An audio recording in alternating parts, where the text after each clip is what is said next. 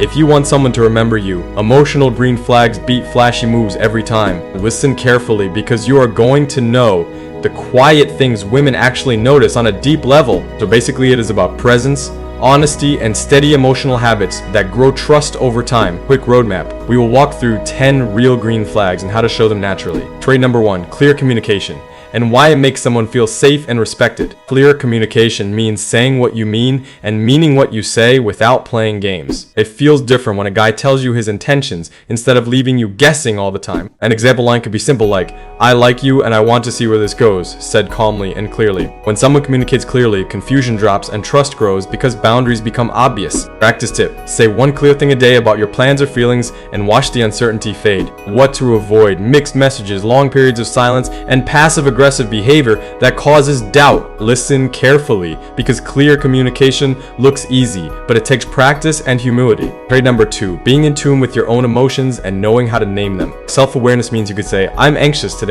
or "I feel overwhelmed," without shame. Women notice when a guy can name what he feels because it shows emotional intelligence, not weakness. Being emotionally in tune lets you pick up on cues and respond with empathy instead of guessing or ignoring things. Practice this by checking in with yourself each morning and using simple labels for your mood. Try saying out loud one feeling word each day, even if it sounds awkward at first, because it builds self-awareness. What it signals to her is that you're less likely to bottle things up and more likely to engage honestly. So basically, it is emotional hygiene. Cleaning up how you process feelings makes relationships healthier. Trait number 3, not getting defensive during tough conversations and why that matters a ton. When things go wrong, a big green flag is staying calm and listening instead of attacking or shutting down. Defensiveness kills trust because it makes honesty feel risky and blame feel inevitable. If you can hear her out and ask clarifying questions, you show you care more about the relationship than your pride. Practice tip: when you feel attacked, say, "I hear you, help me understand," before responding defensively. What to avoid: gaslighting, quick blame, or trying to win an argument at the cost of connection. When you respond with curiosity instead of hostility, you turn conflict into a chance to grow together. Listen carefully because mastering this one habit can change the whole tone of your relationships. Trait number 4, validating her feelings even if you don't fully agree and why it matters. Validation is saying, "I get why you feel that ways," not "you are wrong" or "calm down." Validation doesn't mean you have to give up your own view, it just means you respect her emotional reality. Most of the time, she doesn't want to fix her, she wants to feel understood and seen. Try a line like, "I can see why that upset you, tell me more if you want," and just hold space. Avoid minimizing words like "it's nothing" or "you're overreacting" because they shut things down fast. Validation builds emotional safety because she knows her feelings won't be laughed at or dismissed. So basically, it is about honoring feelings more than fixing them in the moment. Trait number 5, expressing appreciation often, not just during big occasions, and why small thanks matter. Appreciation is noticing the tiny stuff and telling her you see it, like her support or everyday effort. A quick "I appreciate you for listening today" goes a lot further than a big gesture once a year. Gratitude creates emotional warmth and makes someone feel genuinely valued,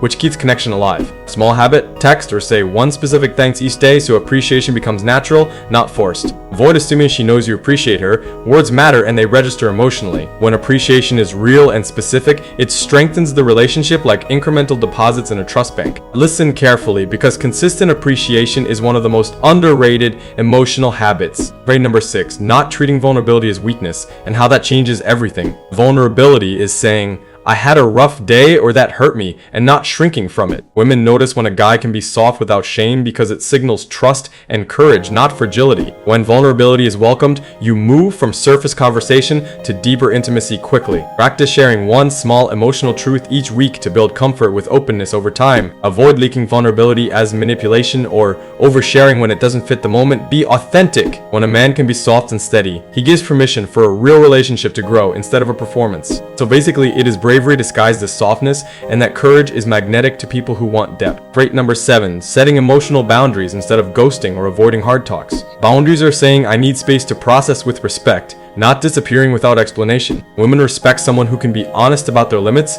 because it shows clarity and emotional responsibility. Boundaries aren't walls, they are a map that shows how you can stay connected while protecting your well-being. Practice by saying, "I need a bit to think, can we talk later?" instead of vanishing or snapping. Avoid ghosting or passive avoidance because that sows fear and uncertainty fast. When boundaries are communicated with kindness, even tough endings can be graceful and respectful. Listen carefully because knowing how to set limits kindly is a mature move most people miss. Trait number 8, giving emotional support without always trying to be the fixer. Sometimes she doesn't want the solution, she wants someone to sit with the feeling and not rescue it instantly. A calm line like, "That sounds hard, I'm here for you," can be more helpful than an immediate fix. Support is emotional availability and steady energy, not always advice or problem solving. Practice listening for 5 minutes without interrupting and notice how much more you actually hear. Avoid rushing to fix everything because sometimes fixes feel like dismissals disguised as help. When you can hold space and stay present, you become the calm in someone else's storm, and that's rare. So basically, it is about being a steady presence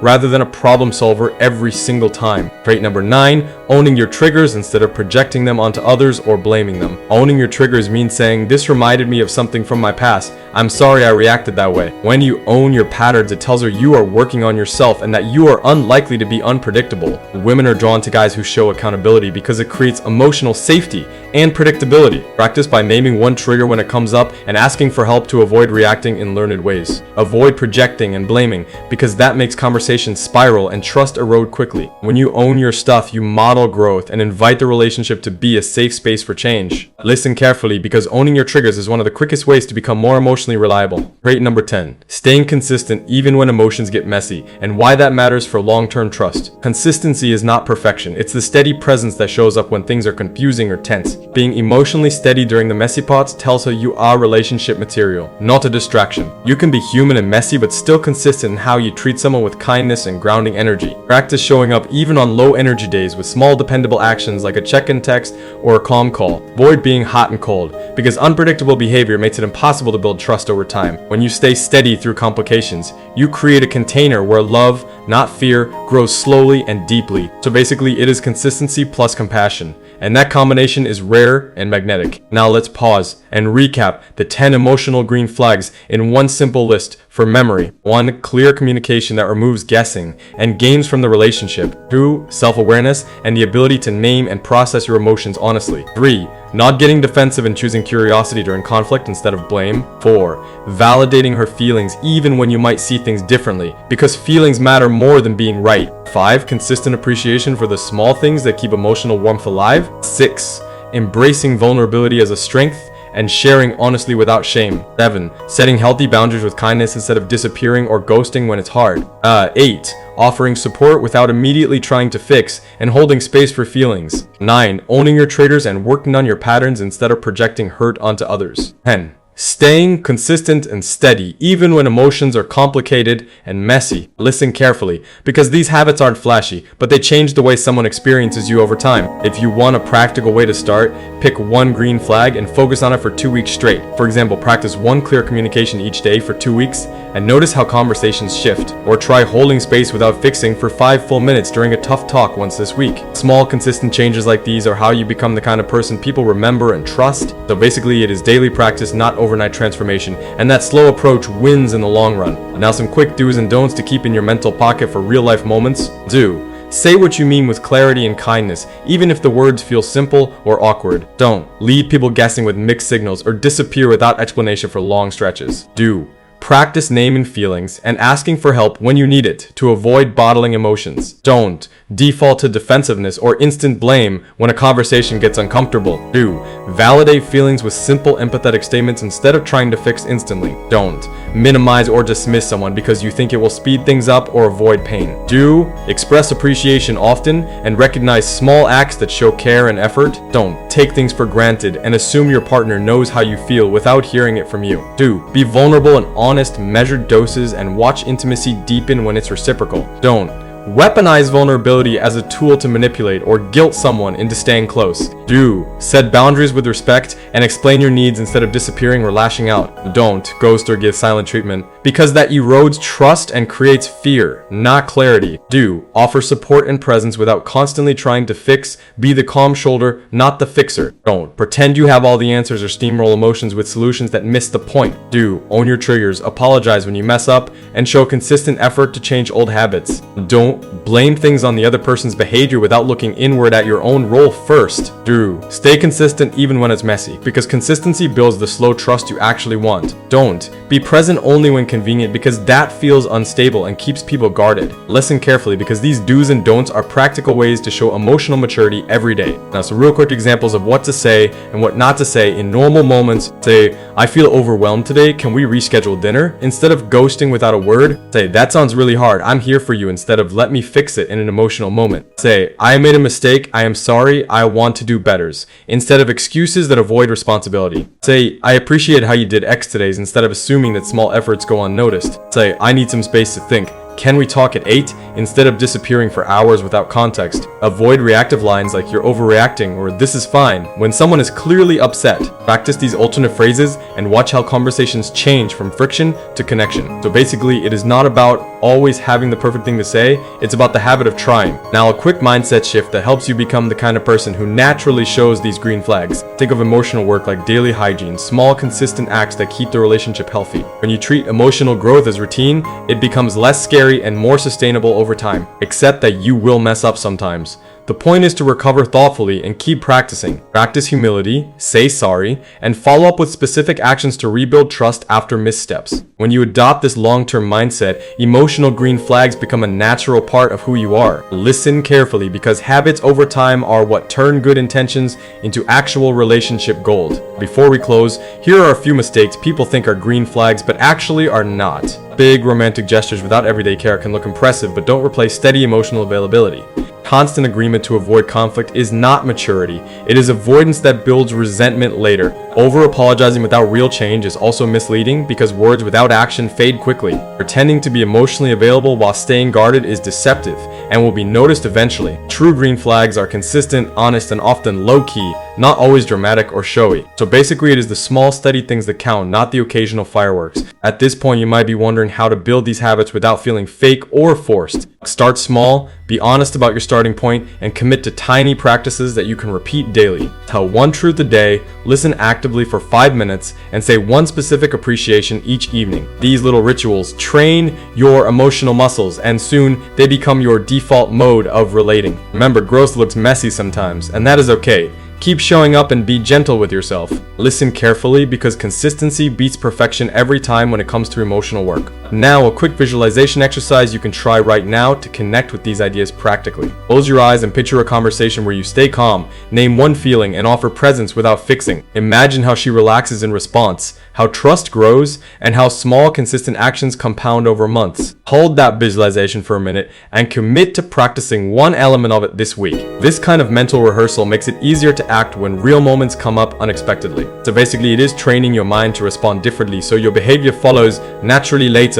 Now, some final quick tips for keeping momentum when life gets busy and habits start to slip. Tip 1. Pair a new emotional habit with an existing routine like brushing your teeth or making coffee. Tip 2. Use short reminders on your phone that nudge you to check in emotionally once a day. Tip 3. Find a friend or accountability buddy to practice with so you have support and feedback. Tip 4. Celebrate small wins privately and openly to reinforce the habit and enjoy the progress. Tip 5. When you slip, apologize specifically and follow up with an action that shows you learned something. Listen carefully, because momentum is built by small, consistent choices more than big, dramatic turns. As we wrap up, remember, being emotionally grounded is attractive because it feels like safety in human form. Women notice the steady things, how you listen, how you show up, and whether you can be trusted in small moments. If you want someone to feel safe with you, practice these green flags and make them part of your default approach. You don't have to be perfect. You just have to be consistent and honest about your growth process. Keep showing up, be humble, and allow vulnerability to be one of your strengths instead of a weakness. Now I want to hear from you, so ask me questions in the comments and I will make a video to answer it. Tell me which green flag you value most and give a short example from your own experience if you can. I read the comments and I will pick questions to answer in future videos, so don't be shy. If this video helped you, like and subscribe and ring the bell for more deep relationship talks and tips. Share this with a friend who could use a reminder that emotional work is the real long-term game. If you are working on something specific, tell me and I might build a whole episode around your question. I appreciate every single one of you for showing up and wanting to do the inner work. It matters so much. Stay kind, stay connected, and remember that being emotionally real is the bravest thing you can be. If any of these green flags sound like you, keep showing up that way, because consistency creates trust. If you are still growing in some areas, areas, that's beautiful too, because growth itself is attractive and honest. Comment below with the emotional green flag you value most, and I will respond and possibly feature your insight. Ask me questions, and I will make a video to answer it. That promise stands, and I keep it. Hit like if this resonated with you, and subscribe for more honest relationship guidance every week. Share with a friend who needs a reminder that steady emotional habits win over time. If you'd like a deeper dive into any single green flag, tell me which one, and I will make that video next. I will read your experiences and questions and turn them into real, helpful content for this community. Thanks for being part of SoulSync and for caring about doing the inner work that actually changes things. Remember, emotional green flags are not showy, they are steady, honest, humble, and brave. Keep practicing clear communication, self-awareness, and presence, and watch trust deepen slowly and surely. Be patient with yourself. Growth takes time, and every small effort counts toward becoming more emotionally available. If you want me to cover one green flag in a full deep dive, ask in the comments and I will do it. I will follow up with examples, scripts, and real scenarios to practice if you want practical tools. Finally, like, share, subscribe if this resonated and you want more content like this coming your way. Your engagement helps me create better videos and reach more people who want honest relationship advice. Drop a comment with one green flag you will work on this week and how you plan to practice it. I love hearing your stories, and I will respond to as many comments as I can, so share openly. If you want guided exercises, say the word and I will make guided videos to help you practice these habits. Stay kind, stay connected, and most of all, stay emotionally real in your relationships every day. I appreciate you, I appreciate your willingness to grow, and I will meet you in the next video. Remember to ask me questions below and I will make a video to answer it. I mean it, ask away. Thank you for watching, like and subscribe my channel, and I will see you very soon with more SoulSync talks. Love y'all, stay emotionally real, and don't forget to leave your questions so I can answer them in a future video.